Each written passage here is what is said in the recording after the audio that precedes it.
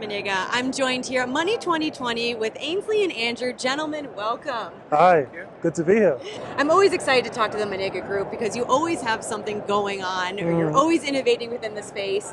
But as a European-based company, what are you doing here at Money 2020 in the US? Yeah, it's a good question. So, for those who don't know, we've been in fintech space for about 10 years now, and our foundation is taking transaction data and using it to create meaningful engagement with customers, be that through PFM, be that through rewards, be that through engagement. Those are our kind of three main types of product. But we've done really well, as you said, in Europe. The focus here now is creating more presence in the US, getting our name out there, and hopefully making some good relationships today. And what has the reception been so far? It's been great. I'm really impressed by the crowd here at Money 2020. People are really interested. I think some of the stuff we're doing isn't quite being done in the same way in the US, so we've got quite a bit of traction, yeah, and I'm looking forward to following up. Well, that's fantastic to hear. And obviously, being a European-based company, you've dealt with open banking, as the UK and Europe really being the leaders in that. So talk to me about what Maniga is bringing to the US in terms of that. Yeah, so open banking has been quite a big change for banks in Europe, not only for them, but also for fintechs like us as well. I mean, this is all about creating more of a competitive landscape for the banks, and it's had the same effect on us. We, of course, as a fintech, we've had to grow as well. We've had to adapt. There's other fintechs coming into our value chain and offering different services.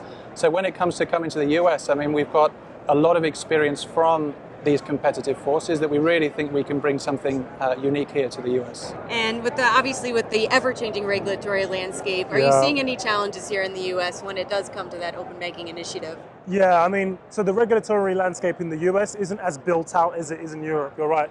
And trying to create or build a future open banking platform with banks without a clear view as to what the regulatory landscape could look like is quite tricky. But the conversations we're having, there's ways of kind of building an open framework that can adjust to the specifics of whatever regulatory landscape does emerge when things become a bit more finalized.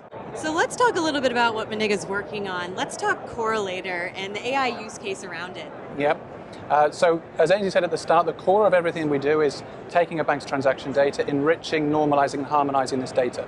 So once that's been done, then it's in a position that you can start using that data for various purposes. So Correlator is really the kind of focusing on the top piece of what you want to do when it comes to providing personalization around data.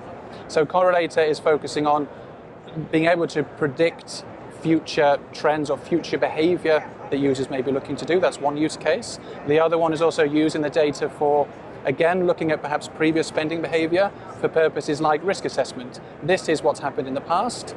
This can then allow us to look at what could happen in future. So it's a really good use case around AI. A lot of people talk around AI, they talk around machine learning, and this is really one of those where you can really provide a solid case. So an example could be, a bank could say, we want to increase the number of credit cards that we want to be in circulation.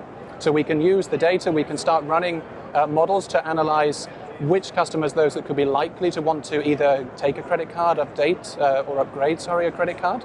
And then they can target those specific segments. The reason I mention that case is that's one example of how we've worked with banks to show how this product works. And we had fantastic results. It resulted in a 300% increase in sales for credit cards. So again, it's focusing on the actual use cases of these terms we hear a lot about around AI. Yeah. Absolutely. And it's interesting because there's so many different use cases. Andrew mentioned the credit risk one. With that in particular, I mean, you can imagine now there are credit rating agencies, there are so many other inputs that are used in risk management currently, right? But when it comes to automatic approvals, for instance, we've seen some banks who want to create profiles based on transaction data of people who shouldn't have auto approval. For whatever reason, it could be that I don't know, we're in Vegas, so I'll use the example of gambling. It could be that they're taking out loans before going to gambling institutions, and that kind of profile would be identified as one that shouldn't be auto-approved. So there's so many use cases for it, and one of the interesting things with it as well is that it's very flexible.